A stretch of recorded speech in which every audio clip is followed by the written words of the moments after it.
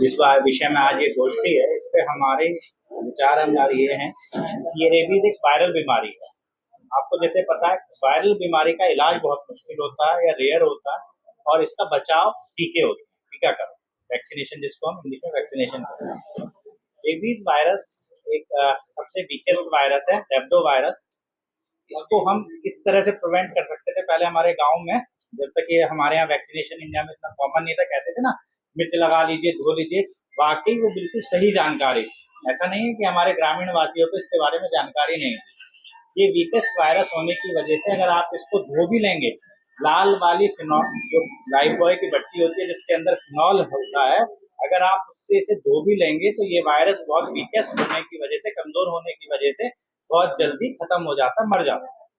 पर अब ह्यूमन जो लाइफ है वो बहुत प्रेशियस है। हम इस बात पे नहीं रह सकते कि हमने साफ कर लिया और हम बच गए। ठीक, तो इसके लिए हमें क्या करना चाहिए? अगर हमको कोई भी श्वान या कुत्ता या कोई बैट, चमगादड़, या आपका लोमड़ी, या मोंगूज, मोंगूज मतलब नेवला, अगर हमें काट लेता है तो आप ये मान के चलिए कि हम प्रोन हो गए हैं रेबीज के एक्सपोजर के लिए। तो उसके लिए हमें क्या करना चाहिए? सबसे पहले first line of defence is washing of wound. हमारे अपने उस घाव को जहाँ पे काटा है उसे चलते हुए पानी के नीचे रखिए, लाल वाली लाइफबॉय से या किसी भी साबुन से जिसके अंदर फिनॉल हो, उससे काफी अच्छी तरह से वॉश कर ले, धो लें।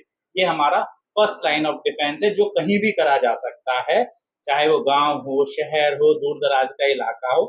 फिर पहले 24 घंटे के अंदर हमें रेबीज से बचने के लिए जो टीके सरकारी अस्पतालों में भी मिलते हैं, प्राइवेट डिस्पेंसरीज पे भी मिलते हैं, उन पे जाके 0 डे यानी कि फर्स्ट 24 आवर, पहले 24 घंटे के अंदर उसको लगवा लेना चाहिए। पहले ये भ्रांति थी कि जी पेट में लगता है, बड़ा गर्म होता है, एंटी रेबीज वैक्सीन बहुत गर्म होती है, गर्मी चढ़ जाएगी। अब ऐसा नहीं है, बहुत अच्छी उन्नत किस्म के टीके उपलब्ध हैं, आप जाके लगवा सकते हैं। ठीक, उसके बाद थर्ड डे आदमी को लगेगा, आदमी के डॉक्टर के यहाँ वैक्सीन मिलेगी आपको डिस्पेंसरी में या किसी चिकित्सालय में। गाजियाबाद पर रेबीज की सीरम और वैक्सीन सब ऐसी चल रहा है कभी से। देखिए, मैं वही बता रहा हूँ आपको, अभी उस पे आ रहे हैं, वो पार्ट डॉक्टर साहब बताएंगे। मैं आपको वायरस का जूनोसिस पार्ट, जो एक वेटनेरियन के रिलेटेड पार्ट है, वो बता। ये जो मतलब क्योंकि कुत्तों के डॉक्टर हैं, ये जो पशु है उनके डॉक्टर हैं, तो उससे संबंधित, कुत्तों से संबंधित कोई भी चीज आप डॉक्टर से पूछ सकते हैं। मैं आपको वो बता रहा हूँ जिससे फैलता है, क्योंकि ये जो रेबीज बीमारी है, ये जानवरों से इंसान में कहते हैं, इसे कहते हैं जूनोटिक बीमारियां। जूनोटिक बीमारियां जो जानवर से इंसान के अंदर आती है, जैसे कोविड भी एक जूनोटिक बीमारी। ठीक है, तो जूनोसिस के 2 पार्ट हैं, एक वेटनरी रिलेटेड पार्ट जो पशु से आता है, उसके बारे में मैं आपको बताऊंगा कि आप कब एक्सपोज हो रहे हैं और कब नहीं हो रहे हैं। बहुत लोगों के मन में भ्रांति होती है कि अगर नाखून भी लग गया मेरे तो मुझे रेबीज हो सकती है। ठीक, तो हमारा जो आज का कार्यक्रम है, इसमें हमें लोगों की भ्रांतियों को दूर करना है, जिससे श्वानों का भी भला हो और आदमियों का भी भला हो। ठीक, तो सबसे जरूरी चीज है कि जैसे ही आपको काट लेता है जानवर, तो आप तुरंत उसे पानी से धोएं। उसके बाद फर्स्ट वैक्सीन लेने की जल्दी से जल्दी कोशिश करें कि पहले 24 घंटे के अंदर आपको वैक्सीन लग जाए। अब बात आती है ये फैलता कैसे। इस बीमारी के 4 ही रिजर्वायर होस्ट है जहां वायरस रहता है, पर जिसके अंदर रहता है उसे मारता नहीं। ठीक है, तो उसे कहते हैं रिजर्वायर होस्ट।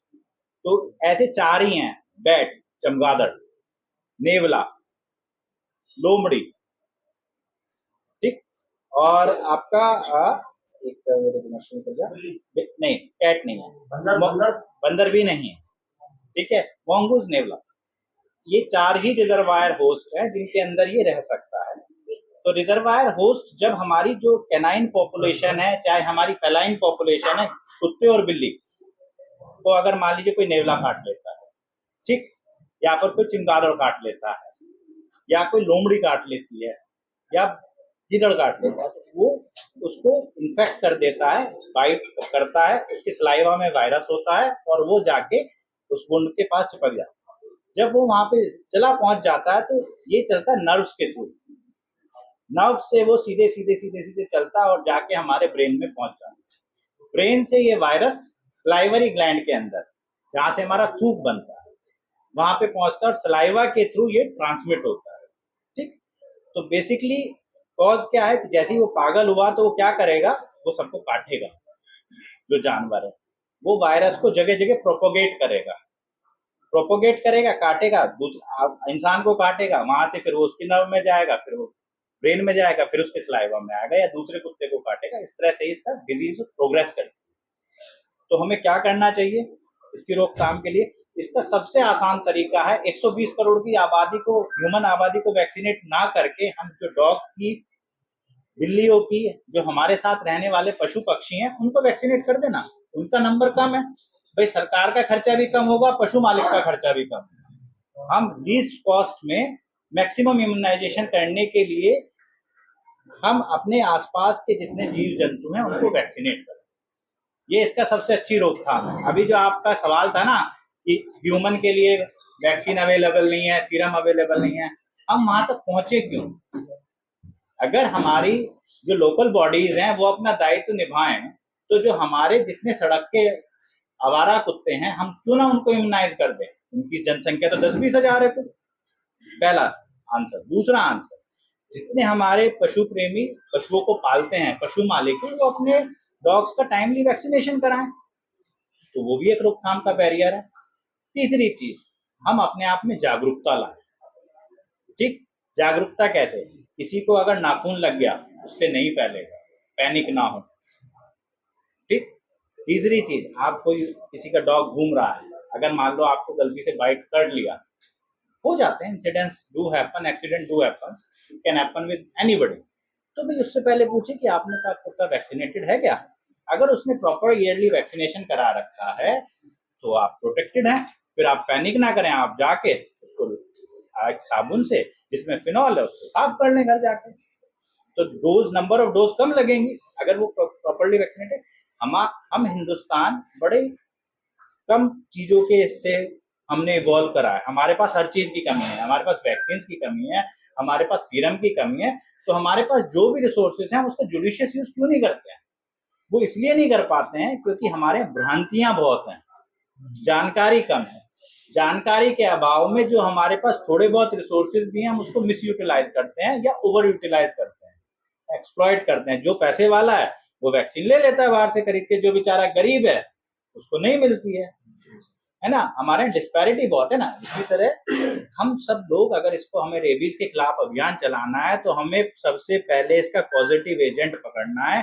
हमें पहले स्वान की उस जगह वैक्सीनेशन शुरू करना है जैसे गांव है, वहां पे जो हमारी गीदड़ है, जो रिजर्वायर होस्ट है, वो कैनाइन पॉपुलेशन हमारे श्वानों के साथ मिलता है, उनको काटता है, उन पे अटैक करता है।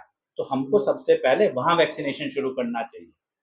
फिर हम वहां से अंदर बढ़े, कस्बों की तरफ आए, फिर हम शहर की तरफ आए, तब हम इस बीमारी को रोकथाम कर सकते हैं। जो हम जितने हमारे आवारा डॉग्स हैं उनका हम प्रॉपर स्टरलाइजेशन करें, उनका ABC animal birth control programme चलाएं, हम उनकी पॉपुलेशन को कंट्रोल करें। अगर हम उसको कंट्रोल कर लेंगे तब हम इस रेबीज वायरस को आइसोलेट कर सकते हैं, कम कर सकते हैं, इसके जो इंसिडेंसेस हैं उनको घटा सकते हैं। केरला ने करके दिखाया, ऐसा नहीं कि हम आज बात कर रहे हैं। हाँ, वो रेबीज उनके यहाँ एंडेमिक हो गया था। ये जितने केसेस आज तक केरला में आए इतने कभी कहीं नहीं आए। That was a endemic disease in Kerala. Kerala ने हर तालुका, मतलब हर तहसील पे उन्होंने अपने यहाँ एक स्टरलाइजेशन यूनिट खोली, एबीसी यूनिट खोली, हर डॉग को स्टरलाइज करा और हर डॉग को वैक्सीनेट करा। Now that state is rabies free, first rabies free state in India. Very nice. ये बहुत अच्छी इंफॉर्मेशन है। देखिए, हमें उसके कदम पे चलना चाहिए केरला के।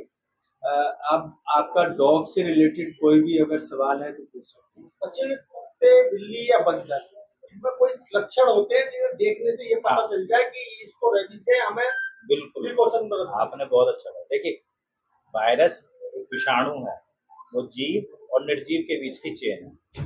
पर आप देखिए, विषाणु भी अपनी जनसंख्या बढ़ाता है। कोई भी जीव इस पृथ्वी पे आया वो दो ही चीज के लिए आया, डाइजेशन एंड रिप्रोडक्शन, खाना और अपनी जनसंख्या बढ़ाना, अपने जीन्स को। अब रेबीज वायरस रहता कहाँ है? सलाइवा में। वो दूसरी जगह कैसे पहुंचेगा? जब वो जो इफेक्टेड जानवर है वो दूसरे को काट लेगा, तभी तो पहुंचेगा।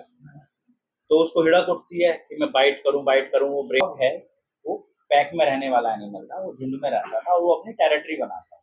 जहाँ उसको खाना मिलने लगेगा वो सोचेगा मेरी टेरिटरी है, उसके आसपास जो भी आएगा उसी के पीछे दौड़ेगा भागेगा, नया आदमी क्या आएगा उसके पीछे दौड़ेगा भागेगा और उसको काटेगा।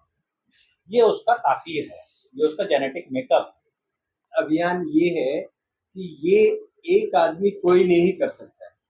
अब जैसे मैं हूँ, मेरी एनजीओ नहीं कर पाएगी, हम 2 एनजीओ मिली, Maharana Pratap NGO, awakening India और अभिषेक जी का अस्पताल, क्योंकि इनका बहुत बड़ा अस्पताल है डॉग का सेक्टर 23 में, और ये हमारे डॉग के भी डॉक्टर रहे हैं, तो मुझे इनको बुलाना सबसे इजी इसलिए लगा कि बहुत अच्छे हैं, आपसे बात भी अच्छी की, अच्छे से एक्सप्लेन की सारी चीजें।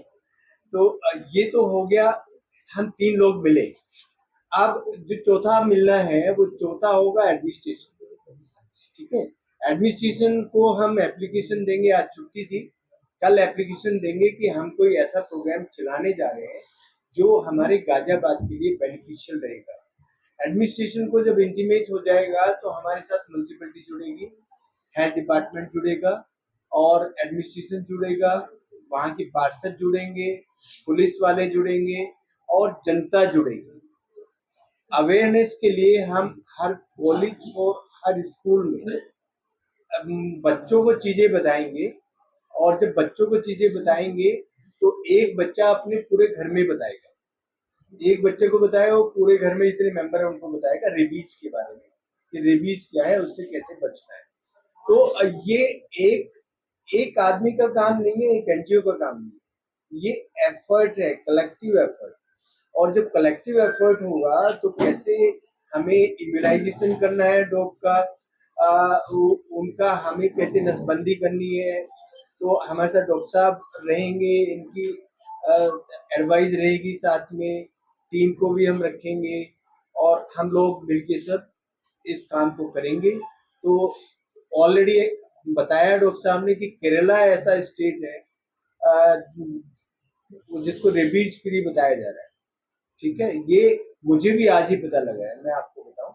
लेकिन हम चाहते हैं कि गाजियाबाद ऐसा जिला बने जो रेबीज फ्री बने, और ये कलेक्टिव एफर्ट से बनेगा, जिससे केरला पूरी स्टेट बन गई है और हाईएस्ट लिटरेसी रेट भी केरला में, समझ रहे हैं बात। तो ये सब लोगों की सहायता से होगा, आपकी सहायता से भी होगा। जैसे आप सब लोग यहाँ अभी जो इन्फॉर्मेशन कलेक्ट कर रहे हैं अपने पेपर के जरिए, अपने टीवी के जरिए, अपने चैनल के जरिए, वो सब बताएंगे जनता को। तो ये अवेयरनेस प्रोग्राम है बेसिकली, और उसके साथ साथ इलाज का भी है कि कैसे हमें इलाज भी करना है जिनको कुत्ता काटे या जिनको बिल्ली काटे, जो इस तरह के हमारे एनिमल है जो रेबीज को फैलाते हैं। तो सब पहले जो ये कुत्ते काटने मामले वाले मामले इतने नहीं आए, लेकिन अब हर सोसाइटी में हम देखते हैं कहीं लिफ्ट में, कभी प्लेग्राउंड में इस तरह के मामले सामने आए। अभी जैसे डॉक्टर साहब ने बताया कि जो हमारा उनके साथ कॉन्फ्लिक्ट है, ह्यूमन एनिमल कॉन्फ्लिक्ट जो है वो इस चीज को एग्रेवेट कर रहा है। और एक जो हमारा ये चेंज हो रहा है टेम्परेचर, वो कभी 48 डिग्री हो जाता है, बहुत ज्यादा पोल्यूशन हो जाता है, कभी 400 तक पहुंचता है।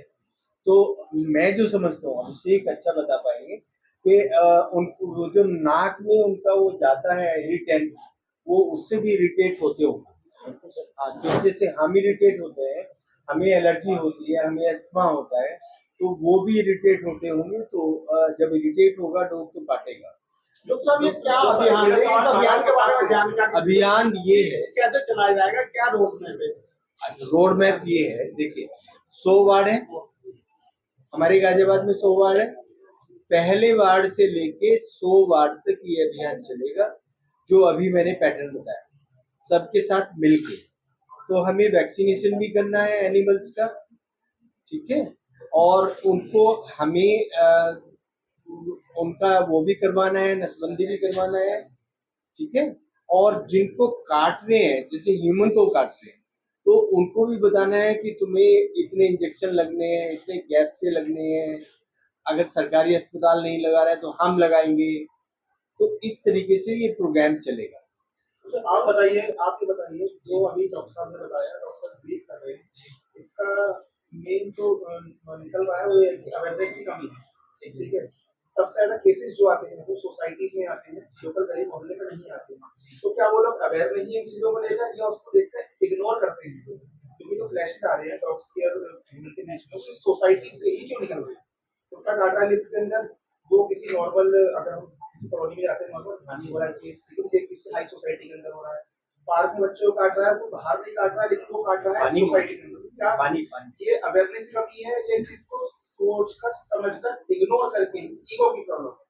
देखिए मैं बताऊं, आजकल गाजियाबाद में बहुत सारे आप सोसाइटीज वगैरह में जैसे आप देखते हैं कि सब मतलब वो कुत्ते वगैरह जो है वहाँ पे मतलब जितने पेट्स वगैरह हैं वो नॉर्मल घूमते रहते हैं और मतलब लोगों को काटते हैं।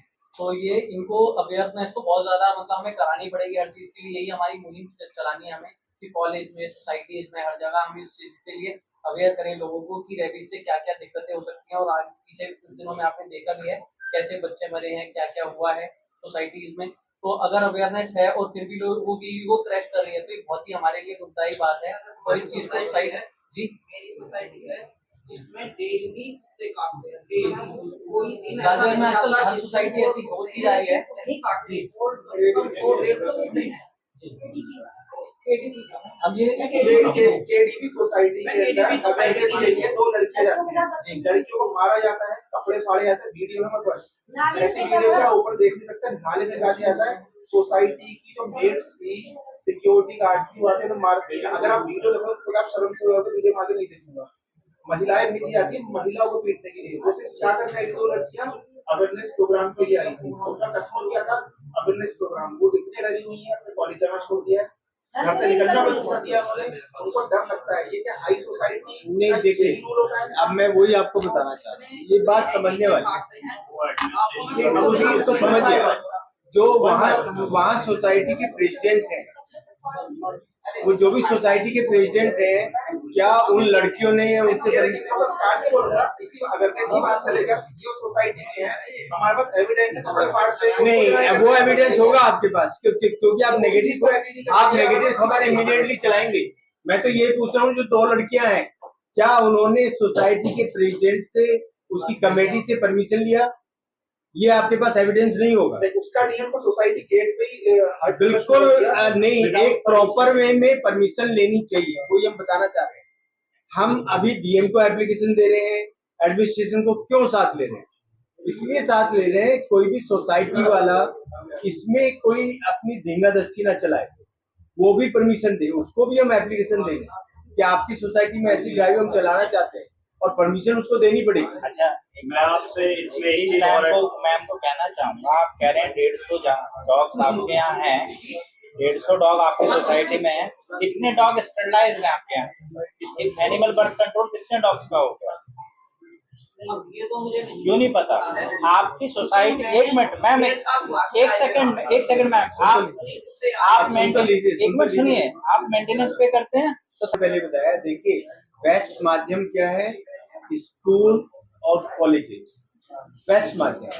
उसके बाद तीसरे नंबर पे आती है सोसाइटी, उसकी परमिशन हम लेंगे, जो भी वहाँ अध्यक्ष हैं उनसे परमिशन ली जाएगी, उनको लेटर दिया जाएगा और उनके साथ मीटिंग की जाएगी, जो भी वो समय हमें देंगे उसके साथ मीटिंग की जाएगी।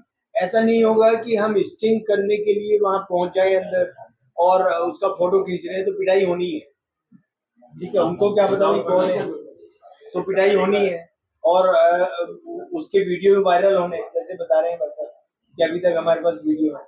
तो विद ड्यू परमिशन ये सारे काम होंगे और कायदे और कानून को बीच में रखते हुए इस मुहिम को चलाया जाएगा। अभिषेक जी ने बताया कि कानून सबसे ऊपर है, तो पहले कायदे कानून सबको समझने होंगे, वो जनता को भी बताए जाएंगे। कानून के दायरे में रहते हुए हर कितनी सोसाइटी में, स्कूल में आप जो है अपने अभियान चलाते हैं? पूरे गाजियाबाद वो देखो क्या लिख रहा है ऊपर। अच्छा इसका कोई परमिशन मिलने के बाद कोई टाइम नहीं रहेगा। इसका आपने कितना टाइम लिया है? आप कितने टाइम में इसको जो है रेबीज को अब वही वो देखिए, अब उसमें क्या आता है कि हमें हर वार्ड में उनकी संख्या देखनी है। विशेष भी आपको जैसा बताया, एक वार्ड में ऐसा हो सकता है कि 500 लोग हैं, एक वार्ड में हो सकता है कि हमें 100 ही मिले, एक वार्ड में हो सकता है 300 मिले।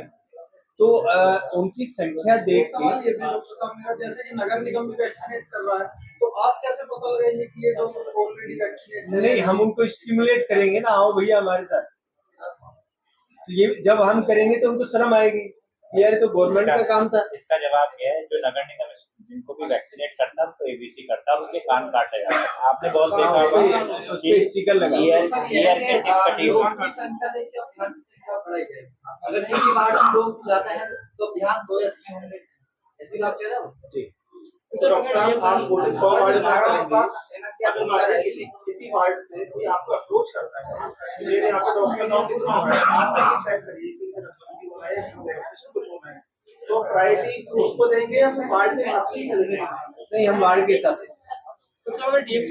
वार्ड के हिसाब से, उसमें कोई कंफ्यूजन नहीं है। संख्या पूरी कराने वाली है सब। देखिए हमारे जैसे परमिशन आ जाती है, सबको इंटीमेट हम कर पाते हैं। जो हमारी म्यूनसिपैलिटी है, सीएमओ है, सब हम सबकी परमिशन लेंगे, सब सोसाइटीज की परमिशन लेंगे, जो वार्ड के पार्षद हैं उनको इंटीमेट करेंगे। तो इसमें कम से कम 1 महीना लग जाएगा सारे प्रोसेस, और फिर हमारी प्रोटोकॉल जो बन के आएगी, हम फिर आपके साथ बैठेंगे, फिर आपको बताएंगे कि ये हमारी प्रोटोकॉल बनी है, इस हिसाब से हम चल रहे हैं और ये हम काम करने जा रहे हैं।